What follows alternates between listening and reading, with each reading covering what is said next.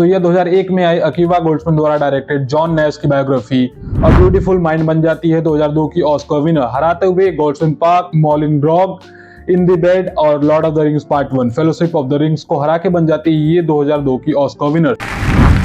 And the Oscar goes to A Beautiful Mind। So hello and welcome back to the channel. अगर आप इस channel पे नए हैं तो मैं आपको बता दूं कि मैं एक सीरीज चला रहा हूं जिसमें मैं 2001 से लेकर 2025 तक की जितनी भी ऑस्कर की बेस्ट मूवीज आई थी उनके बारे में बात करता हूं इस चैनल पे। तो आज हमारी इस सीरीज के दूसरी मूवी की बात करने वाले हैं अ ब्यूटीफुल माइंड, जिसमें स्टार करते हैं हमारे रसल क्रो, जेनिफर कॉलोनी एंड पॉल बिटनी। एंड अगर आप रसल क्रो को अभी क्रेविन जैसी पिक्चरों में देख के सोच रहे हो क्या एक्टर है, ऐसे हल्का फुल्का एक्टर समझ रहे हो, तो नहीं भाई, हमारे पैदा होने से पहले उस आदमी ने बैंगर पे बैंगर दे रखे हैं। दो ऑस्कर विनिंग पिक्चरों में लगातार वो था। इससे पहले ग्लैडिएटर जिसके लिए उन्होंने ऑस्कर जीती भी है, उसके बाद एक साल बाद ही तुरंत ही अपना ब्यूटीफुल माइंड जिसके लिए भी ऑस्कर नॉमिनेट दोबारा हुए थे। 2 बार कंसेक्यूटिव ऑस्कर नॉमिनेशन। हल्के में मत लेना भाई, इस एक्टर को बहुत बड़ा एक्टर है। एंड बात करें इस मूवी के बारे में तो ये मूवी हमारी है जॉन नैश के ऊपर। जॉन नैश एक मैथमेटिशियन थे जो कि प्रिंसटन यूनिवर्सिटी में पढ़ते थे। बाद में कैसे चल गए उनको स्किज़ोफ्रेनिया हो गया। स्किज़ोफ्रेनिया क्या होता है तुमको पता तो होगा नहीं, मैं बता देता हूँ भाई। स्किज़ोफ्रेनिया वो एक मानसिक रोग है जिसको इंडिया में लोग हल्के में ले लेते हैं, लेकिन नहीं, काफी सीरियस रोग है जिसमें ऐसे कोई भी आदमी कोई भी चीज इमेजिन करने लगता है उसके दिमाग से लोग बनने लगते हैं। पर्टिकुलरली जॉन नैश के कहानी में ये होता था कि वो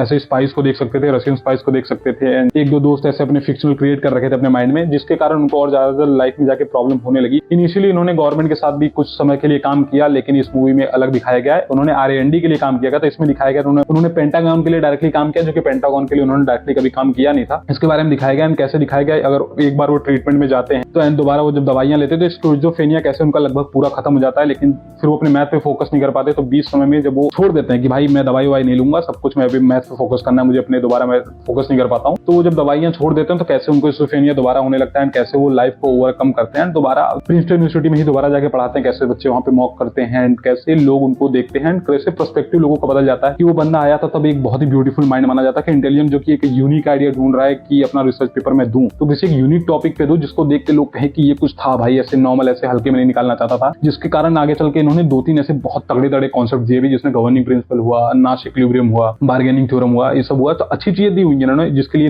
नाश इक्विलिब्रियम को लेके इनको बाद में जाके ऑस्कर भी दिया गया जब इनको स्किज़ोफ्रेनिया सब कुछ खत्म हो गया। मतलब स्किज़ोफ्रेनिया प्रॉपर कभी इस आदमी के शरीर से पूरी तरीके से खत्म हुआ नहीं, ऐसा कहा जाता है लास्ट तक रहा। और अगर आपको ये लग रहा है इतना टफ लाइफ थी और बहुत छोटी लाइफ रही होगी भाई साहब की, तुम नहीं, 1928 में पैदा हुआ था ये आदमी और मरा 2015 में है। बहुत लंबी लाइफ जिया भाई ने और पूरा एकदम उतार चढ़ाव से बड़े हुए, उसमें अच्छी रिलेशनशिप भी अपनी बीवी के साथ, 2 बार शादी भी की इस आदमी ने। एक बहुत ही इंटरेस्टिंग लाइफ रही है भाई की पूरी। एंड बात करें हम इस पर्टिकुलर मूवी के बारे में तो ये मूवी बनाने वाले थे हमारे पहले रॉन हॉवर्ड बनाने वाले थे, एक माइकल लॉर्डर नाम के एक येल यूनिवर्सिटी के आदमी के ऊपर, जो उसको भी स्किज़ोफ्रेनिया थी, लेकिन उसके ऊपर इसलिए नहीं बन पाई मूवी क्योंकि उसने अपनी बीवी को अनलाइव कर दिया था, जिसके कारण रॉन हॉवर्ड को लगा कि इसके ऊपर मूवी बनाना अच्छा नहीं रहेगा। बाद में जब जाके हमारे ब्रायन गार्नर को एक बुक मिली A Beautiful Mind by Sylvia Nasar के द्वारा, जिनको उन्होंने लगा कि इसके ऊपर हमको मूवी बनानी चाहिए। एंड उसको जब वो मूवी लेके बनाने निकले तब उनको परेशानियां हुई, तो जाकर रॉन हॉवर्ड से दोबारा मिले, जिन्होंने इनिशियली सोचा था इस टॉपिक के ऊपर मूवी बनाने का। एंड कैसे इनको जब ये स्टोरी मिली तो बाकी जो ए लिस्ट डायरेक्टर्स थे उनको भी लगा कि यार मुझे मूवी बनानी चाहिए, this would be a very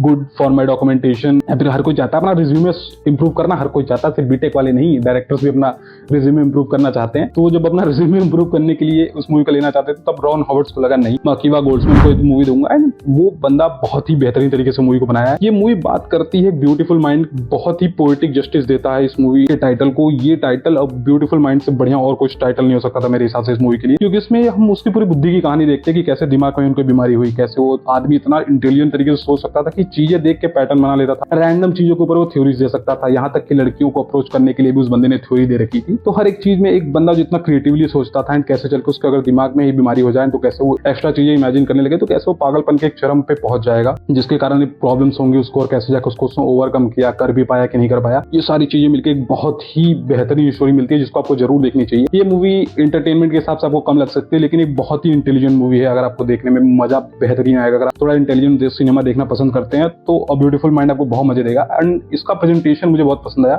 जैसे किसी के लाइफ के ऊपर अगर आप मूवी बनानी है तो आप सोचते हो कि उस पार्ट के ऊपर बनाएंगे जो कि बहुत ज्यादा आइकॉनिक हो, कि नाश इक्विलिब्रियम जिसके लिए जॉन नैश ने नोबेल प्राइज जीता, तो मोस्टली लोग उसके बारे में सोचेंगे। लेकिन नहीं, वो वाला पार्ट इक्विलिब्रियम थ्योरम देना, बार्गेनिंग थ्योरम देना, यूनिवर्सिटी खत्म करके पेंटागन के लिए काम करने का, स्टार्टिंग के 35 मिनट की मूवी में ही ये सारी चीजें खत्म हो जाती है। उसके ऊपर पूरी बातें आगे जो होती है मूवी में वो सारी की सारी बातें होती है जॉन नैश के स्किज़ोफ्रेनिया के बारे में, कैसे उनकी बीवी के साथ उनका रिलेशन था, कैसे रिलेशंस बिगड़ते गए, कैसे उनको बार बार प्रॉब्लम होती थी, कैसे वो समाज में रहते थे तो उनको दिक्कतें होती थी, लोग कैसे देखते। मैं दोबारा जाता हूँ मैथ्स के फील्ड में, दोबारा काम करूंगा तो कैसे उनको प्रॉब्लम्स होती थी एंड कैसे इन सारी चीजों से ओवरकम करके भी दोबारा वो प्रिंसटन यूनिवर्सिटी जहाँ से उन्होंने पढ़ा था वहीं पे जाकर प्रोफेसर बनकर वो रिटायर करते हैं। एंड अपने रिटायरमेंट के डेज में उनको जब फाइनली जाके नोबेल प्राइज मिला तब उनको लगा कि जो वो थ्योरी इन सब सारी चीजों से जो अपने माइंड के एकदम पीक पे थे, जब उनको कोई बीमारियां नहीं थी, जो थ्योरी उन्होंने तब दी थी अब जाकर उसकी वैल्यू है एंड कैसे लोग उसकी वैल्यू कर रहे हैं। ये सारी चीजों से मिलकर एक बहुत ही खूबसूरत मूवी निकल के आती है। अगर आप इसमें रसल क्रो को देखेंगे तो इससे पहले इस बंदे ने ग्लैडिएटर की थी 1 साल पहले ही जस्ट, तो उसमें एकदम जैक्ड एक फाइटर का रोल प्ले कर रहे थे। तो स्टार्टिंग की आप जब सीन्स देखेंगे तो उसमें एकदम भाई रसल क्रो अपना एकदम जैक्ड है प्रॉपर, ऐसे कि भाई किसी को भी एक पंच में यहीं पे समाप्त कर सकते हैं। लेकिन फिर मैंने जब ऐसे रिसर्च कर रहा था, फिर मैं जाके जब जॉन नैश की रियल फोटोज देखी, I was like nothing bro, कि ऐसे देखने में लगता ही नहीं है कि जॉन नैश और रसल क्रो सेम नहीं लगते। स्टार्टिंग के कुछ सीन्स में इनिशियली जो कॉलेज वाले सीन, वो सारी सीन्स में जॉन नैश की तरह वो नहीं लगते, लेकिन जब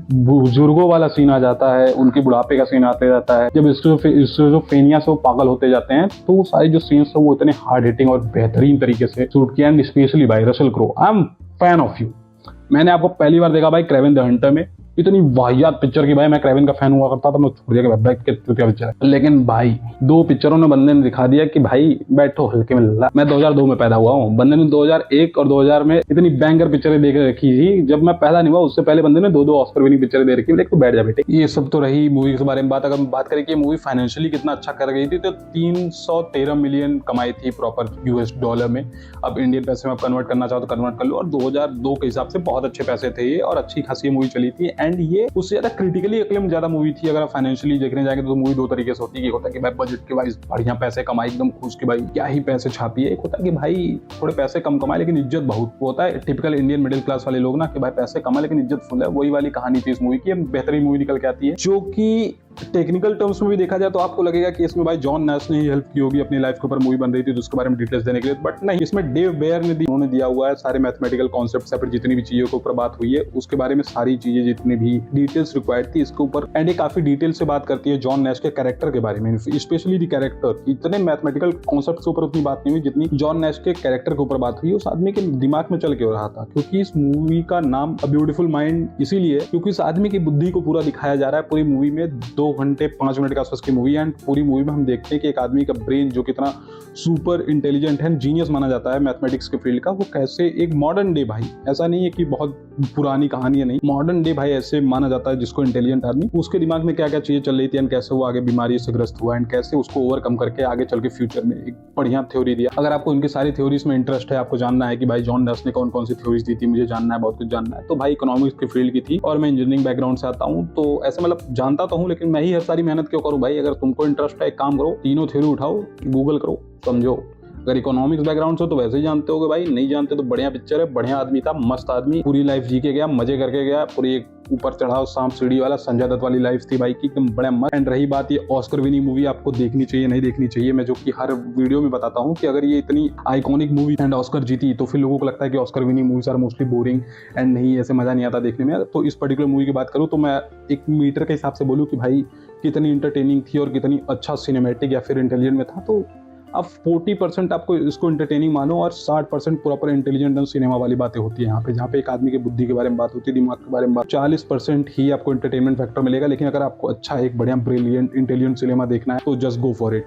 अ ब्यूटीफुल माइंड आपको बहुत पसंद आएगी। सो इसी के साथ साथ मैं आपको ये भी बताना चाहूंगा कि 2001 में ही एक बहुत बेहतरीन एनिमेटेड मूवी भी आई थी, स्पिरिटेड अवे, जो कि ऑस्कर भी जीती थी एनिमेटेड कैटेगरी में। लेकिन वो एनिमेटेड कैटेगरी को इंडिया वाले उतना सीरियस उस समय लेते नहीं थे। ये भी तो एनिमे का जो भाई वेब चला है मजेदार, तो मैंने भी रिसेंटली देखी स्पिरिटेड अवे। अगर आपको 2001 में आई एक और बढ़िया ऑस्कर विनिंग मूवी देखनी है तो you can go for spirited away. बहुत ही होलसम कहानी है एक बच्ची की जो कि ऐसे स्पिरिट्स के दुनिया में फंस जाती है, जहाँ पर उसके मम्मी पापा को एक विच ने सुअर बना दिया है, एंड कैसे अब वो जाके उनको रिकवर करेगी एंड कैसे उनको ह्यूमन लाइफ में वापस ला सकेगी। एंड उस बंदी का कैरेक्टर जिस तरीके से डिजाइंड है, एकदम प्यारा होलसम बच्ची एक छोटी सी। आपको अगर कुछ ऐसा इनोवेटिव एंड बढ़िया देखना है तो आप स्पिरिटेड अवे जरूर चेकआउट करिए, बहुत ही होलसम स्टोरी रहेगी। अगर आपको ये वीडियो पसंद आया जस्ट लाइक ब्यूटीफुल माइंड, तो आप इस चैनल को सब्सक्राइब करने का कष्ट जरूर करें and I will be grateful to you. So that's it, that was the video guys.